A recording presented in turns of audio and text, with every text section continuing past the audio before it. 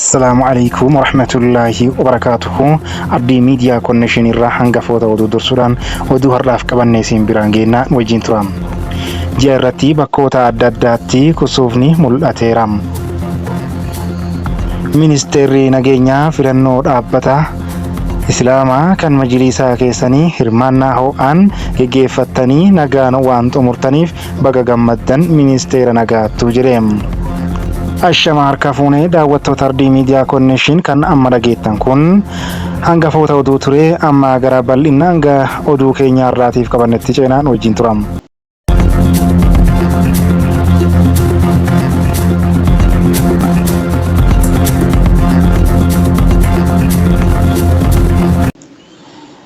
Ji'a irratti bakkoota adda addaatti kusuufni mul'ateera. Qaammee 2 barkuma 2017 akka lakkoofsa Itoophiyaatti Finfinnee galgala kana bakkoota adda addaatti ji'a irratti kusuufni mul'atee jira.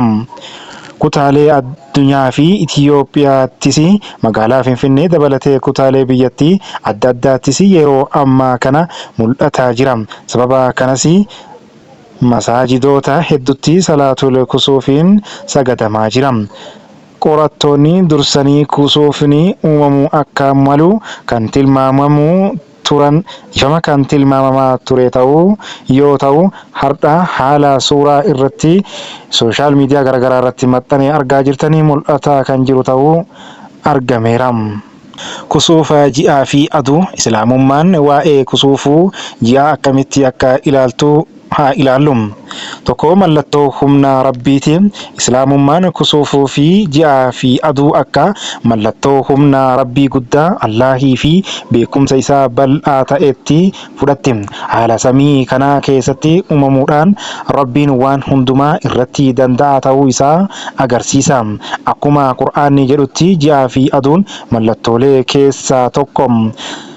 Lammaffaa salaata kusuufaa salaatul kusuuf yeroo kusuuf ji'a yookiin aduu uumamuu rasuulli rabbii sallallahu alaihi wasallam salaata addaa salaatul kusuufii jedhamu akka salaatamu ajajan. Salaatni kun sunnaa mu'akkadaa sunnaa cimtuudha. Kaayyoon isaas yeroo akkanaa rabbitti deebi'uu dhiifamaa kadhachuu fi hedduun waan hundamuu danda'a. Islaamummaan beekumsa kana ni fudhatti, garuu barumsa amantii isaa waliin jiru ni cimsa. Haala uumamaan jiru kana duuba humna uumaa akka jiru barsiisti. Walumaa galatti Islaamummaan kusuuf ji'a akka haala uumamaatti mallattoo humna rabbii guddaatii fi yeroo rabbitti deebi'amee ibaadaa godhamuutti ilaalti. Qopheessaan Xaahir Galatoorraa kan odeeffannedha. Hundeen waan hundumaa rabbii harkaa jiraachuu isaa yaadachuudha. Salaanni kun raka'aa 2 kan qabu yoo ta'u raka'aa tokko keessatti ruku'aa 2 fi sujuuda 2 qaba. 3 shirkii dhoowwu yeroo jaahiliyyaa Islaamummaan dura namoonni kusuuf ji'a yookiin aduu ta'uu du'a nama guddaa tokkootiin yookiin dhaloota nama tokkootiin wal qabsiisanii ilaalaa turan. Rasuulli sallallahu alaihi wasallam garuu kana cimsanii dhoorkan. Akka hadiisni jedhutti aduun fi ji'i du'aa fi dhaloota nama tokkootiin hin kusuufan garuu mallattoolee rabbii agarsiisuudha. Namni tokko yeroo kana arge gara rabbii isaa deebi'ee salaatuu zikrii godhuu fi du'aa kadhachuu qaba.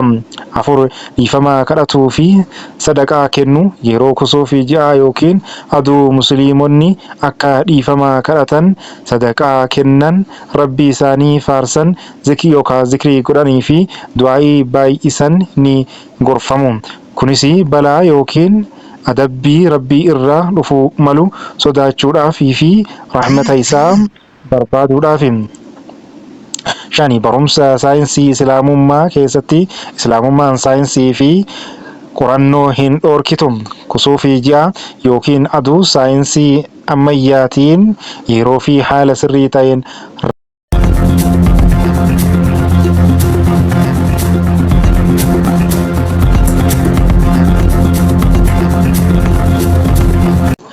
oduu gara xumuraa irratti qabanneen immoo Ministeerri nageenyaa filannoo dhaabbataa keessanii hirmaannaa ho'aan geggeeffattanii nagaan waan xumurtaniif baga gammaddan. Ministeera nageenyaa Ministeerri nageenyaa uummanni musliimaa filannoon mana maree waliigalaa dhimmoota islaamummaa Itoophiyaa kan bara 2017 hirmaannaa uummata haala ho'aa ta'een geggeeffame nagaadhaan xumuramuu isaatiif uummata musliimaatiin baga gammaddan jedheera. Ministeerichi ibsa isaatiin hawaasi musliimaa barootaaf geggeessaa isaa bilisummaan filachuuf qabsaa'aa turuu kaase. Jijjiirama hordofee carraa uumameen manni maree waliigalaa labsiidhaan hundaa'uu eeree tibbanas hawaasni musliimaa waggoota 5 dhufanii fi geggeessitoota isaa hirmaannaa ho'aa